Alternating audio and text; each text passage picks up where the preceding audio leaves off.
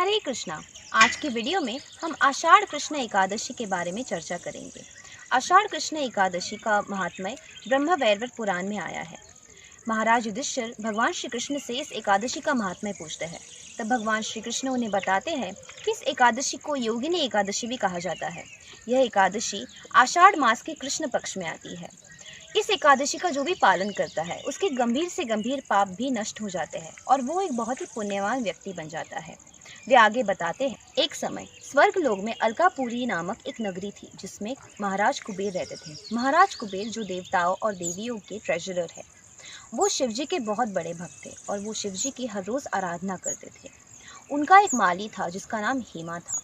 वो हर रोज मानसरोवर से उनके लिए सुंदर सुंदर फूल लाता था जो महाराज कुबेर भगवान शिवजी को अर्पित करते थे।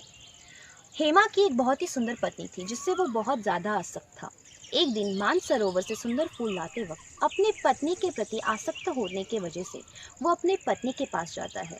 कुबेर जी के पास फूल लेकर नहीं पहुंचता, किंतु यहाँ पर कुबेर जी अपनी पूजा शुरू कर देते हैं। जब वे फूल लेने के लिए जाते हैं भगवान शिव जी को अर्पित करने के लिए, तब उन्हें पता चलता है कि माली ने फूल लाए नहीं। वे बहुत ज़्यादा क्रोधित हो जाते हैं क्योंकि उनकी शिव जी की पूजा अपूर्ण रह जाती है। तब वो अपने सैनिकों को आदेश देते हैं कि जाओ और माली क्यों नहीं आया इसका कारण ढूंढकर मुझे बताओ। तब सैनिक कारण ढूंढकर वापस आते हैं और उन्हें बताते हैं कि माली अपनी पत्नी के साथ रमन करने में बहुत व्यस्त है और इसीलिए वो फूल लेकर पूजा के समय नहीं पहुंच पाया। कुबेर जी बहुत ज़्यादा क्रोधित हो जाते हैं और वो उसी समय माली को उनके सामने उपस्थित होने का आदेश दे देते हैं। जब माली कुबेर जी के सामने आता है तब कुबेर अत्यंत क्रोधित होकर उन्हें श्राप दे देते हैं कि वो पत्नी वियोग सहेगा और मृत्यु लोक में जाकर कोढ़ नामक एक बीमारी से भी जूझेगा। उसी समय श्राप के प्रभाव के वजह से माली जो है वो पृथ्वी लोक पर गिर जाता है और उसे कोढ़ नामक एक बीमारी भी हो जाती है। पृथ्वी लोक पर उसका जीवन बहुत ही दुखमय होता है। वो जंगल जंगल भटकता था बिना किसी अन्न और पानी के, लेकिन शिवजी के भक्ति के प्रभाव के वजह से उसे अपना पिछला जन्म याद था। एक दिन भटकते भटकते वो मार्कंडेय ऋषि के आश्रम के सामने पहुंच गया। मार्कंडेय ऋषि का आश्रम जो कि ब्रह्मदेव के सभा जितना वैभवशाली था, किंतु लज्जा के कारण वो उनके सामने नहीं जाता। वो बाहर से ही उनको बहुत बार प्रणाम करता है। मार्कंडेय ऋषि यह देखते हैं और दयावान होकर उससे पूछते हैं कि उसने ऐसा कौन सा पाप किया था जिसकी वजह से आज उसकी ये हालत हो गई है। तब माली उन्हें अपने पहले जन्म के बारे में सब कुछ बताता है। मार्कंडेय ऋषि सुनकर माली से कहते हैं कि अवश्य तूने जो भी वचन कहे हैं वो सत्य है और इसीलिए तुम्हें तुम्हारे श्राप और पापों से मुक्त होने के लिए मैं तुम्हें एक मार्ग बताता हूँ। आषाढ़ मास की कृष्ण पक्ष में आने वाली योगिनी एकादशी का अगर तुम विधि पूर्वक पालन करते हो तो तुम अपने सभी पापों से मुक्ति पा सकते हो। माली यह सुनकर अत्यंत खुश हो जाता है और मार्कंडेय ऋषि को प्रणाम करता है और उनके वचनानुसार वो उस एकादशी का विधि पूर्वक पालन भी करता है, जिससे उसके सारे पाप नष्ट हो जाते हैं और वो वापस स्वर्ग लोक जाकर अपने पत्नी के साथ भगवान की सेवा में अपना जीवन खुशहाली से बिताता है। भगवान श्री कृष्ण महाराज युधिष्ठिर से कहते हैं कि जो भी इस एकादशी का पालन करता है वो बहुत ही पुण्यवान व्यक्ति बन जाता है। हर व्यक्ति के जीवन में बहुत ही सुख और बहुत सारे दुख आते हैं।